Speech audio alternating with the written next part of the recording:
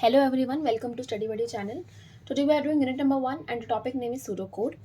So basically अगर आपको कोई भी प्लेलिस्ट का लिंक चाहिए तो आपको डिस्क्रिप्शन में मिल जाएगा और वीडियो को आगे बढ़ाने से पहले इस चैनल को सब्सक्राइब कर लीजिए एंड वीडियो को लाइक कर लीजिए, अपने फ्रेंड्स वगैरह के साथ शेयर कर लीजिए। ठीक है। सो सूडो कोड जो है हमारा वो क्या होता है, बेसिकली एक आर्टिफिशियल कोड बोलते हैं। सूडो मतलब क्या होता है, but the word pseudo means fake. आपने पढ़ा होगा, सूडोपोडिया पढ़ा होगा सबने, अमीबा का, है ना। तो सूडो का मतलब क्या होता है, fake. The word pseudo means fake. Pseudo code मतलब फेक कोड, मतलब ऐसा कोड जो हमें समझ में आ जाएगा एज ह्यूमंस, लेकिन कंपाइलर या कंप्यूटर जो है उसको नहीं समझ सकता। तो सूडो कोड होता क्या है, basically it is an artificial and informal language that help programmer to develop algorithms. और ये बहुत ज़्यादा एवरीडे इंग्लिश के, मतलब बहुत इंग्लिश की तरह ही होता है कि इंग्लिश आपने लिख दिया और सूडो कोड लिख दिया, बात एक बराबर है। अब इसका रीज़न क्या है कि हम सूडो कोड्स क्यों लिख रहे हैं, तो उसके बहुत सारे रीजंस होते हैं। पहला रीज़न ये होता है कि कोई भी अगर एक प्रॉब्लम सॉल्विंग एल्गोरिथम है, एक स्ट्रैटेजी है, तो हर प्रोग्रामर की अपनी अलग लैंग्वेज है। किसी की C++ है, किसी की जावा है, किसी की पाइथन है। अब हर किसी को वो सिंटैक्स जो हमने लिखा है वो समझ में आए ना आए, तो उस चक्कर से बचने के लिए जो भी आपकी अच्छी अच्छी बुक्स होती है उसमें सूडो कोड्स लिखे हुए होते हैं। मतलब कोई भी कॉम्प्लेक्स प्रॉब्लम है उसका जो एल्गोरिथम है वो सूडो कोड में लिखा होता है, इंस्टेड ऑफ लैंग्वेजेस। मतलब C++, जावा वगैरह इन सब में ना लिखकर हम एक जनरल लैंग्वेज में लिख देते हैं कि जनरली सबको समझ में आ जाएगा कि सूडो कोड हमारा क्या होता है, इसीलिए हम उसको इंग्लिश में लिखते हैं।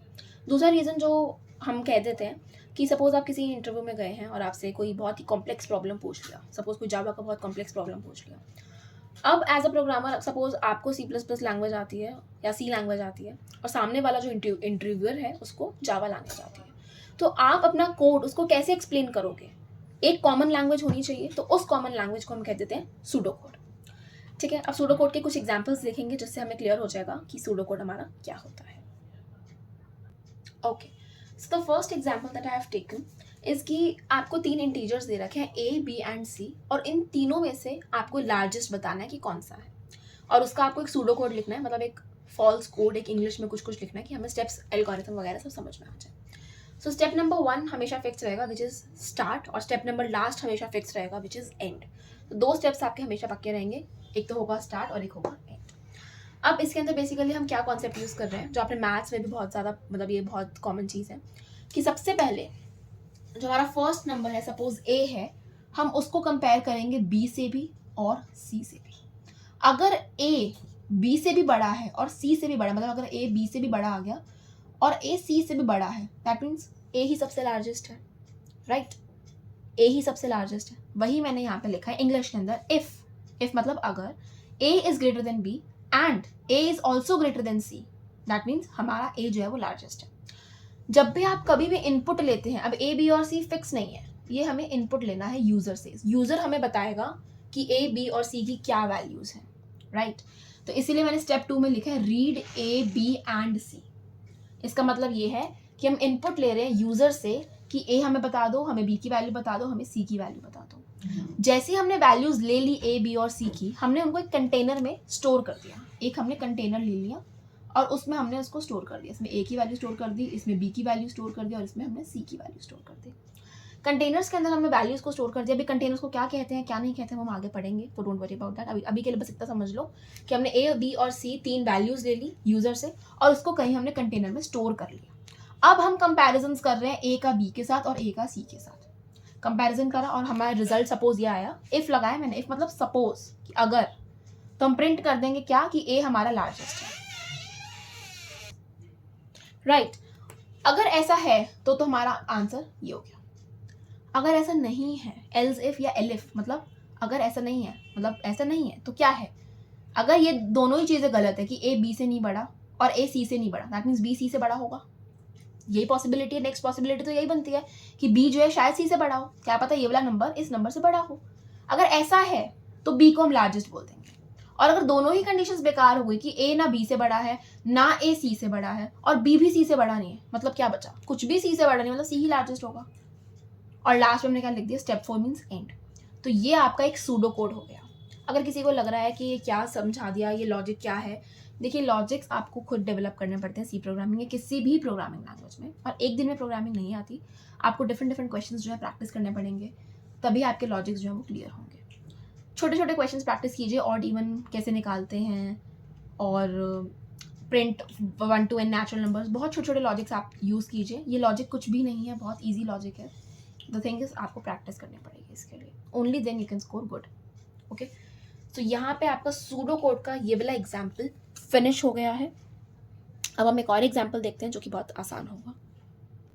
Okay, so the next example that we are doing कि हमें सिंपल इंटरेस्ट कैलकुलेट करना है. अब सिंपल इंटरेस्ट का फॉर्मूला क्या होता है वो हमने 10th वगैरह में पढ़ा है, बहुत छोटी क्लासेस में. अगर आपको याद नहीं है तो घबराने की कोई बात नहीं है. सिंपल इंटरेस्ट का फॉर्मूला मैं आपको बता देती हूँ. सिंपल इंटरेस्ट का फॉर्मूला होता है P into R into T divided by 100. ठीक है, अब इस एल्गोरिथम को देख लेते हैं. सबसे पहले हमने स्टार्ट कर दिया और लास्ट स्टेप हमारा क्या होता है, एंड. तो स्टेप 5 में मैंने एंड कर दिया. ठीक है, अब उसके बाद मैंने क्या कर लिया, मैंने 3 स्टोरेज बॉक्सेस ले लिए, P, R एंड T. इसमें क्या कर दिया मैंने, प्रिंसिपल अमाउंट को स्टोर कर दिया, रेट को स्टोर कर लिया एंड टाइम को स्टोर कर लिया. अब इसमें लिखा है given rate, principal amount and time. Given का मतलब होता है कि आपको ये चीज़ इनपुट करवानी है, यूज़र आपको इनकी वैल्यूज़ देगा. तो read P, R and T. मैंने 3 बॉक्सेस बना लिए, मेमोरी के अंदर 3 बॉक्सेस बना लिए और उसके अंदर मैंने स्टोर कर ली वो वैल्यूज़, प्रिंसिपल अमाउंट, रेट और टाइम की जो मुझे इनपुट करवाई यूज़र ने, मुझे तो दी है. स्टेप 3 में हमने अपना फॉर्मूला लगा दिया. SI के अंदर SI एक और हमने एक लोकेशन, मतलब SI हमने एक और कंटेनर ले लिया मेमोरी के अंदर, जिसके अंदर इसके अंदर मैं क्या स्टोर करा रही हूँ, P into R into T divided by 100. ये एक्सप्रेशन को सॉल्व करके जो आंसर आएगा इस बॉक्स के अंदर मैं वो स्टोर करा रही हूँ.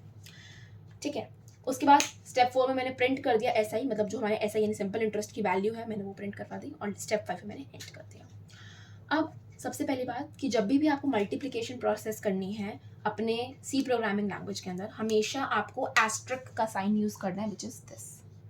कभी भी ये वाला साइन जो है वैलिड नहीं होता मल्टीप्लिकेशन के लिए. हमेशा ये वाला साइन आपको यूज़ करना है मल्टीप्लिकेशन के अंदर. दूसरी चीज़ ये है, आप देख रहे होंगे कि ये जो एरो है SI के साथ जो मैंने ये एरो लगाया है, मैंने ऐसे क्यों लगाया है, राइट. तो इसका एक बहुत अच्छा कॉन्सेप्ट मैं आपको बता देती हूँ कि जब भी हम कुछ भी लिखते हैं, सपोज मैंने लिख दिया x इक्वल्स टू y अपनी प्रोग्रामिंग लैंग्वेज के अंदर, मैथ्स में अगर मैं बात करूँ इसका मतलब होता है कि x की वैल्यू y है और y की वैल्यू x है. इसका मतलब ये होता है कि दोनों इक्वल हैं.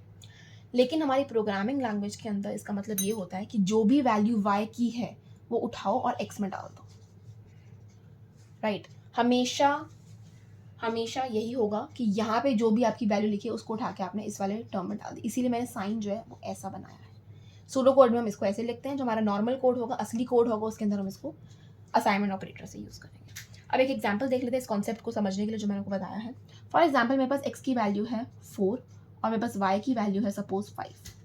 ठीक है, अब मैंने कहा x इक्वल्स टू y और अब इसके बाद मैं कह रही हूँ कि प्रिंट कर दो क्या, x को, और प्रिंट करवा रही हूँ मैं क्या, y को. तो मेरा आउटपुट क्या आना चाहिए. सबसे पहले x की वैल्यू जो है वो 4 है और y की वैल्यू क्या है, 5 है. तीसरे स्टेप के अंदर मैं क्या कर रही हूँ, y की वैल्यू को उठा के x में डाल रही हूँ. मतलब मैंने y की वैल्यू ली और उठा के मैंने इसको x में डाल दी. तो अब इस स्टेप के अंदर किसकी वैल्यू चेंज हो रही है, x की वैल्यू चेंज हो रही है, y की नहीं हो रही.